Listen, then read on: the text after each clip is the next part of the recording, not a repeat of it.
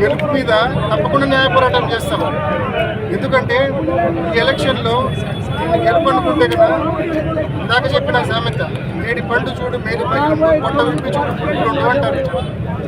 ఇవాళ పొరపాటున గ్రహపాటున వీళ్ళు గెలిస్తే వీళ్ళ గెలుపు కూడా అటువంటిదే. పొట్ట విప్పి చూస్తే ఏముంటాయి? దొంగోట్లు మాత్రమే ఉంటాయి, దొంగోట్లు మాత్రమే ఉంటాయి, ఇంపర్సనేషన్ మాత్రమే ఉంటుంది. మనిషి బదులు ఒక మనిషి బదులు వేరే మనిషి మాత్రమే ఓటేసింటారు. ప్రతి పోలింగ్ బూత్లో వెబ్ కాస్టింగ్ ఉంది కదా, ఎన్నికల కమిషన్ చేసి ఉంటుంది కదా, ఆ వెబ్ కాస్టింగ్ రిలీజ్ చేయమని చెప్పండి. ఎన్ని వేల మంది బయట ఓటర్లు ఓటేస్తారో మేము చూపిస్తాం. వెబ్ కాస్టింగ్ రిలీజ్ చేయమని చెప్పండి. న్యాయ పోరాటం తప్పకుండా చేస్తాం. దీన్ని వదిలే సమస్య లేదు. ఇటువంటి ఎన్నిక మళ్ళీ పునరావృతం కాకూడదు.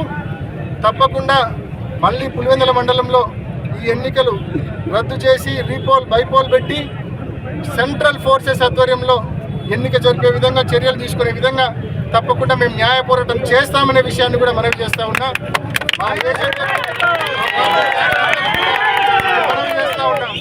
ఏ ఒక్కరూ అధైర్యపడకండి. ఈరోజు మీ అందరి మీద దెబ్బ పడింది. ఆడవారిని కూడా చూడకుండా బీటెక్ రవి ఆయన తమ్ముడు భరత్ కొట్టారు.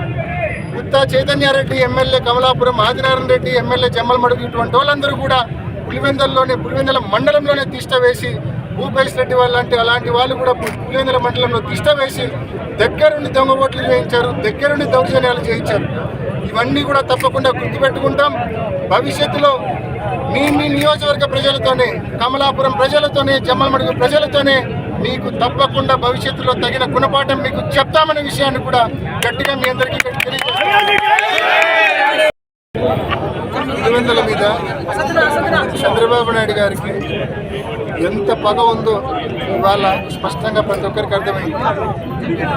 నిజంగా ప్రజాస్వామ్యబద్ధంగా ఎన్నికలు జరిపే డబ్బు లేక అవుట్ రైట్గా పోలీస్ సపోర్ట్ని అడ్డం పెట్టుకొని పులివెందుల నియోజకవర్గంలోకి, పులివెందుల మండలంలోకి, ఒక చిన్న మండలం పులివెందుల మండలం, కేవలం 10,000 ఓట్లున్న ఒక చిన్న మండలం పులివెందుల మండలం, ఆ మండలం జెడ్పీటీసీ బైపోల్లో ఇవాళ వేలాది మంది అవుట్ సైడ్ కాన్ఫరెన్స్ ఇతర నియోజకవర్గాల నుంచి వేలాది మందిని పులివెందులకు తోలి ప్రతి బూత్ దగ్గర కనీసం 600-700 మంది అవుట్ సైడర్స్ని పెట్టి మా ఏజెంట్లు లోపలికి పోకుండా దాడులు చేసి, దీనికి పోలీసులే సాక్ష్యం, పోలీసులే పూర్తి స్థాయి సపోర్ట్.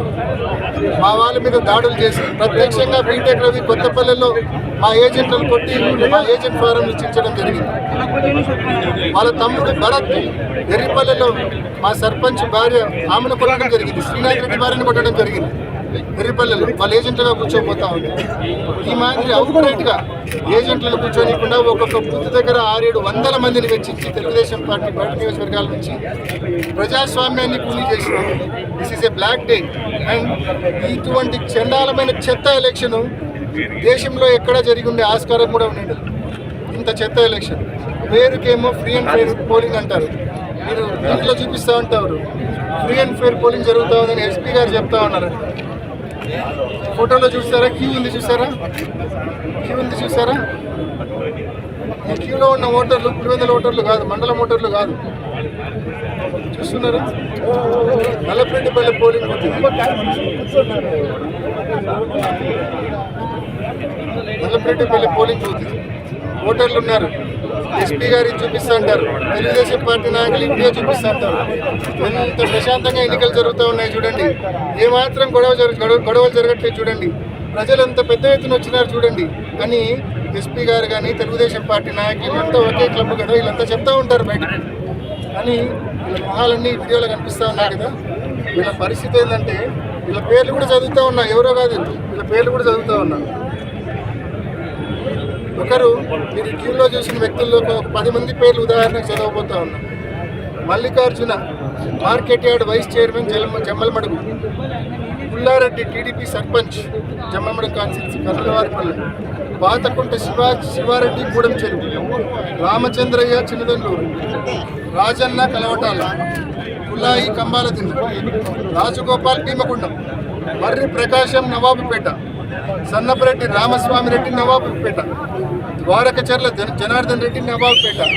ఇటువంటి ఈ మాదిరి బయటి కాన్స్టిట్యూషన్ నుంచి ఓటర్లను తెప్పించి క్యూల్లో నిలబెట్టి ఎవరైనా చూడడానికి ఏమో ప్రశాంతంగానే పులివెందుల మండలంలో అత్యంత ప్రశాంతంగా బయట నియోజకవర్గ ఓటర్లు ఓట్లు వేస్తూ ఉన్నారు. పులివెందుల మండల ఓటర్లు ఓట్లు వేయడం లేదు. బయట నియోజకవర్గ ఓటర్లు అత్యంత ప్రశాంతంగా పులివెందుల మండలంలో ఓటింగ్ చేస్తూ ఉన్నారు. ఎంత దుర్మార్గం ఒక్కసారి ఆలోచించండి. ఇటువంటి ఎన్నిక గతంలో ఎప్పుడైనా చూసారా అని చెప్పి అడుగుతాను. పోలీసులు ఎదురుగా తెలుగుదేశం పార్టీ కార్యకర్తలు షామియానాలు వేసి టిఫిన్లు భోజనాలు చేసుకుంటా ఉంటే వాళ్ళు అక్కడ పర్మిట్ చేస్తారు. మా ఏజెంట్లను మా అభ్యర్థులను ఇంట్లో నుంచి బయటికి రానిరు. ఏమిది? ఈ మాత్రం దానికి ఎన్నిక జరుపుకోవాలన్నా ఈ మాత్రం దానికి చట్టం మార్చుకోవడానికి నామినేట్ చేసుకోవచ్చు కదా. దీన్ని ఎన్నికలని ఎవరైనా అంటారా? ఒక్కసారి ప్రజల వినతికే ఆలోచిస్తూ ఉన్నారు.